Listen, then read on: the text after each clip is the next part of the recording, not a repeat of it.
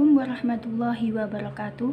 Saya Nafiatul Istiqomah dari kelompok 8 kelas PAIF mata kuliah pengembangan kurikulum PAI.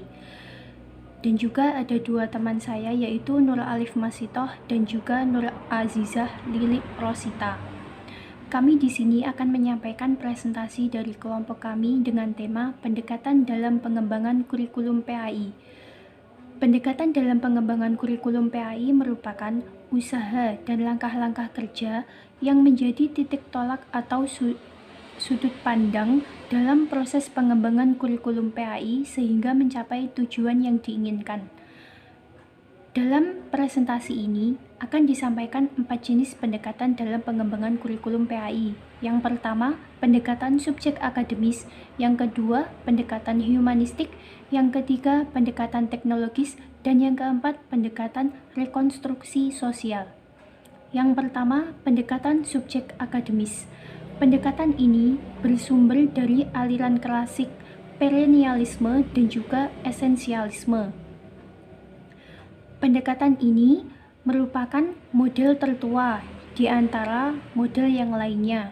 Pada pendekatan ini lebih mengutamakan bahan dan proses dalam disiplin ilmu. Dengan kata lain, menggunakan bidang studi atau mata pelajaran sebagai dasar organisasi kurikulum, sehingga dalam penyusunannya berdasarkan menggunakan sistemasi ilmu. Ada 3 pendekatan dalam pengembangan kurikulum subjek akademis, yaitu yang pertama melanjutkan pendekatan struktur pengetahuan, yang kedua studi yang bersifat integratif, yang ketiga pendekatan yang dilaksanakan di sekolah fundamentalitas. Ada 4 ciri yang akan kami bahas dalam pendekatan subjek akademis, yaitu yang pertama tujuan. Tujuan kurikulum subjek akademis merupakan pemberian pengetahuan yang solid serta melatih siswa menggunakan ide-ide dan proses penelitian.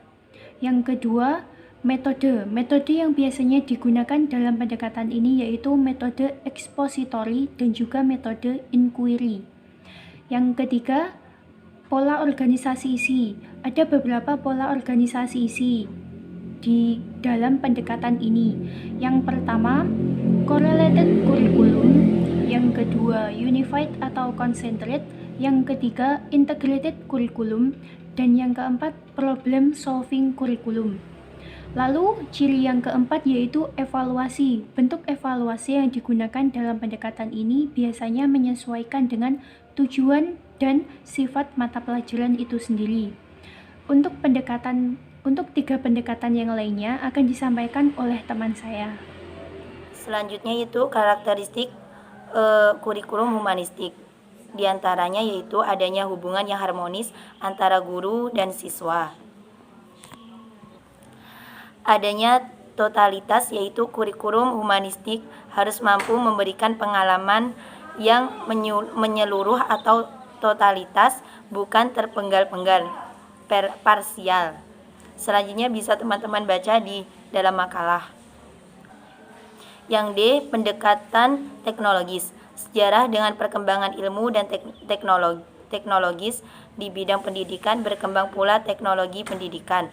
Aliran ini ada persamaannya dengan pendidikan klasik, yaitu menekankan isi kurikulum tetapi diarahkan bukan pada pemeliharaan dan pengawetan ilmu tersebut, tapi pada penguasaan kompetensi.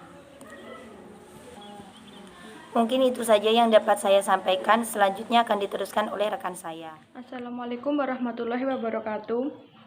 Saya Nur Alif Masitoh dari kelompok 8 akan menjelaskan penjelasan dari rekan saya, yaitu tentang pendekatan rekonstruksi sosial. Kurikulum rekonstruksi sosial merupakan model kurikulum yang berbeda dengan yang lainnya. Kurikulum rekonstruksi sosial ini lebih memusatkan perhatian pada problema-problema yang dihadapinya di masyarakat. Kurikulum ini bersumber pada aliran pendidikan instruksional. Dalam pandangan rekonstruksi sosial, pendidikan bukan upaya sendiri, Akan tetapi, kegiatan bersama, kerjasama, dan interaksi. Kerjasama dan interaksi di sini juga bukan terjadi antara siswa dengan guru saja. Akan tetapi antara siswa dengan siswa, siswa dengan orang lain, dan dengan lingkungan sekitar, serta dengan sumber belajar lainnya. Kurikulum ini sangat memperhatikan hubungannya dengan masyarakat, politik, dan perkembangan ekonomi. Peserta didik diharapkan dapat menggunakan minat dan bakatnya dalam menentukan jawaban serta permasalahan sosial yang akan dibahas di kelas. Karena tujuan dari kurikulum ini adalah menghadapkan peserta didik pada berbagai permasalahan yang akan dihadapinya di masyarakat nanti. Pembelajaran yang dilakukan dalam kurikulum rekonstruksi sosial ini harus memenuhi 3 kriteria, yaitu nyata, membutuhkan tindakan, dan harus mengajarkan nilai. Mungkin sekian yang dapat saya sampaikan. Ada kurang lebihnya kami dari kelompok 8 mohon maaf. Akhiran, bila taufiq wal hidayah. Wassalamualaikum warahmatullahi wabarakatuh.